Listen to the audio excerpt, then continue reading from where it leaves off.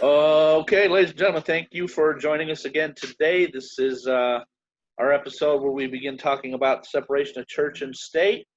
So, before we get too far into it, we want to talk a little bit about the history of where we got separation of church and state. It didn't necessarily start with keeping the government and religion separate, because back in the day, the government was based on religion. So, we got to get to where we're at that point to where we're at now, where we separate that idea between the separation of church and state. So, a little bit of history on that. We go back all the way back to 1517. That's right, 500 years ago. 1517 to 1648, we had something called the Protestant Reformation. That was basically religious leaders and reformers challenged the authority of the Pope. The historians believe it started with the publication of Martin Luther, not Martin Luther King Jr., Martin Luther, who was alive from 1483 to 1546, having a little bit of problem with the way the Catholic Church was being run. He didn't appreciate the fact that they were selling tickets to heaven. So he posted on their door 95 theses, or 95 things that he found wrong with the Catholic Church. And at that time, I mean, if you sneeze the wrong way, the Catholic Church can say, "Oh, it's blasphemy. You're going against the Catholic Church," and then you could be executed or excommunicated, or whatever the church decided at the time. You've heard of things like the Spanish Inquisition. That was part of that whole. If you went against the Catholic Church, you could be executed. This was a little bit after Martin Luther did this, but that you get to kind of get the idea. Historians also believe that it ended with the signing of the Treaty of Westphalia, which ended the 30 Years' War.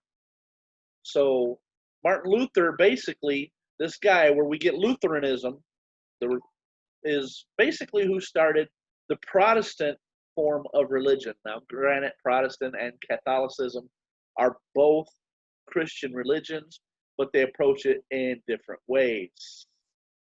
So, after Martin Luther did this, following Martin Luther's lead, other leaders began to split from the Catholic Church in protest. Ulrich Zwingli, we had King Henry VIII, who formed the Anglican Church, John Calvin, Calvinism.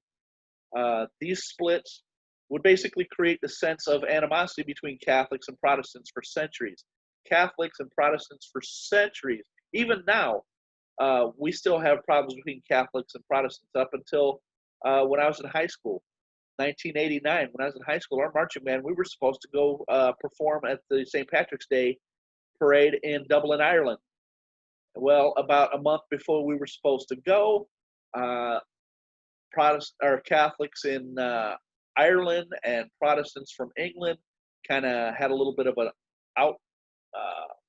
falling out, and there was some bombings that took place. The Irish Republican Army bombed a couple of locations in Dublin, and that was animosity between the Protestants and Catholics. So things have done even recently. They still have national holidays where they fly the orange flags, and Protestants still rib the Catholics now. So even today, I mean, it might not be violent anymore, but there's still some great deal of animosity there. It's a little more peaceful. There is, and and even U2 made a song about it. Sunday Bloody Sunday is about a bombing that took place in Ireland between the Irish Republican Army and the English Army. That was recently, even in the early 90s, late 80s, early 90s. So, this stuff is still going on. The song Zombie was also about that, or Reardon wrote. So, yeah, it's still prevalent. Still a generation of people who grew up with it still remember it. Yep. My brother-in-law Anthony, who's from England, he when he was a kid, he said he went outside and kicked a can down the road, and his grandmother lost her stuff because she's like, "You don't know if that could have been a bomb." So even as early as like you said, as late as the 80s, early 90s, there was still a threat there. Yeah. Yep. So I just wanted to point out real quick before we get we're about the halfway point what I'm going to talk about.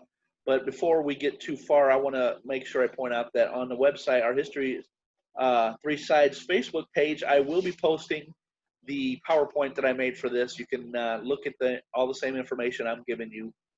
There's sources on there, so you can click on the sources and see where we got the information.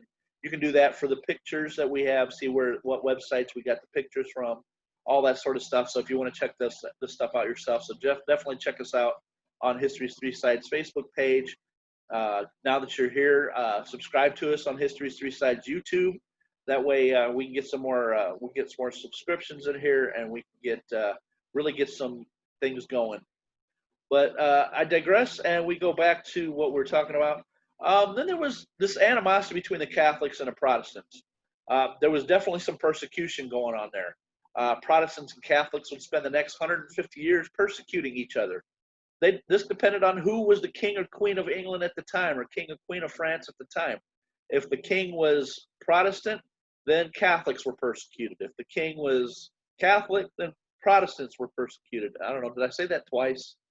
I don't know. If he was Protestant, the Catholics were persecuted. Either way, you know what I mean. This prompted many, many Protestants and Catholics to come to America in order to escape religious persecution. So, when you hear people say the United States was founded on Christianity, no, it really wasn't. It was founded on the premise of freedom of religion, or religious freedom. It wasn't founded on Christianity. It was based on the idea that if you came here, you could practice your religion freely without worrying about being persecuted. So don't misunderstand that that the United States is a Christian nation for that reason. The United States is a Christian nation basically because most people in the United States that follow a religion follow the Christian religion. That is changing. However, the United States is currently considered a Christian religion for that reason, not because it was founded on Christianity. It's because Christians came here for religious freedom, whether they were Protestant, whether they were Catholic, whether they Anglican or Calvinist or whatever sect of Christian religion they were. That's why they came here. So don't confuse that. Also the big misconception that they were atheists, and that's not the case either. Like you said, it was a great deal of mixed religions who chose not to promote one over the other. Right. So, so religious freedom in America, what is it? It's basically several of our original 13 colonies were established by groups that were seeking safety from religious persecution and established religious freedom. So Pilgrims, when they came here, they established the Plymouth colony in Massachusetts, 1620. And believe it or not, guys, Pilgrim is actually, yes, it means people that came here on pilgrimages, but Pilgrims is actually a separate religion in itself. Puritans, they established Massachusetts Bay Colony in 1630. Puritans were a lot like the Pilgrims, but there were subtle differences in the way that they practiced Christianity. Colonial Maryland passes the Religious Toleration Act in 1649, basically saying you could not be persecuted based on what religious you followed. And they actually, believe it or not, accepted our religions, including, which a lot of people have a problem with today, including Islam, including Judaism. Those were accepted in the colony of Maryland starting in 1649 with the Religious Toleration Act. Now, not many people were Jews or were Muslims in America at the time, and this Religious Toleration Act, but it did allow for anybody that wanted to practice their own religion to do so without having fear of persecution. Rhode Island's Royal Charter established freedom of religion in 1663, and it was kind of strange that it was a royal charter that established religious freedom, because think about at the time, why did they come here? They were escaping persecution from the leaders who were a specific religion. So when those leaders basically signed that charter saying, hey, you know what, you can practice your religion freely, it was kind of a new situation. On this actual particular slide, you'll see, if you look at it, when you go to our History Three Sides Facebook page, you'll see I actually posted the section of the First Amendment that says religious freedom. The First Amendment, Congress shall make no law respecting an establishment of religion or prohibiting the free exercise thereof. So one thing I want to point out about that, that's the exact wording when it talks about freedom of religion in our First Amendment. It does not say anything. You do not see the words in there whatsoever about there shall be a separation of church and state. So where do we get that? That's something we're going to talk about next week. But until then, what I want everybody to realize is that there is a history behind where we get this idea of separation of church and state. And it wasn't necessarily an original idea from our founding fathers.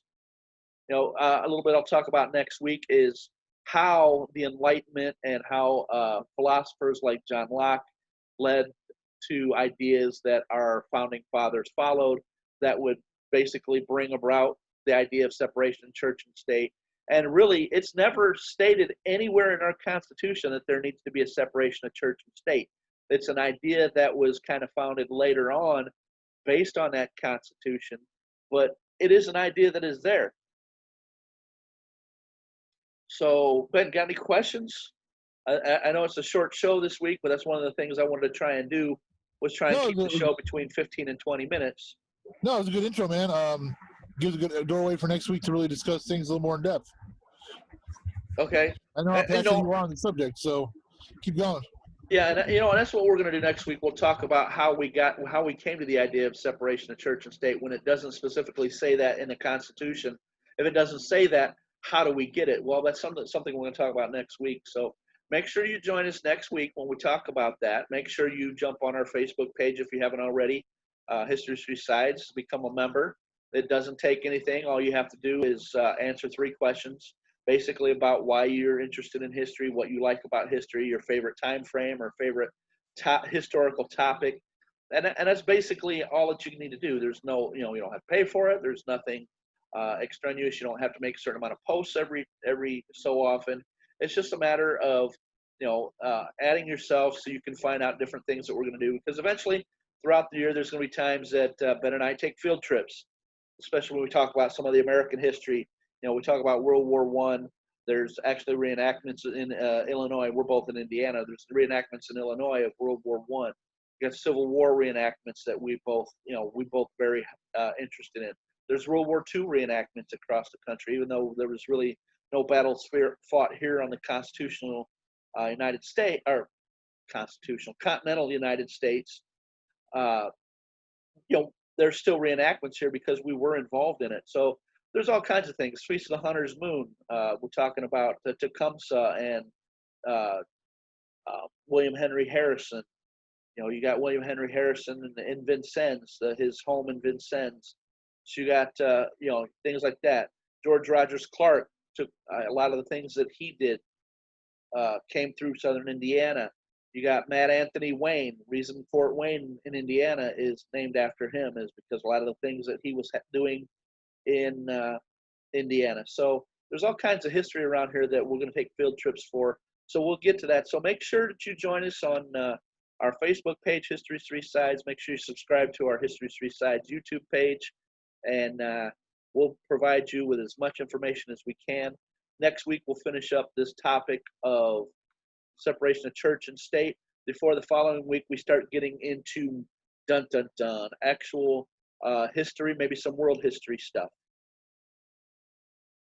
Any questions, Ben, before we log off today? Nope, sounds good, bro. All right. Thank you for joining us. Thank you for coming in. I know you're kind of mobile because you had some last-minute issues that you had to deal with, but I appreciate you joining me. And ladies and gentlemen, thank you for joining us and supporting us. Have a great week.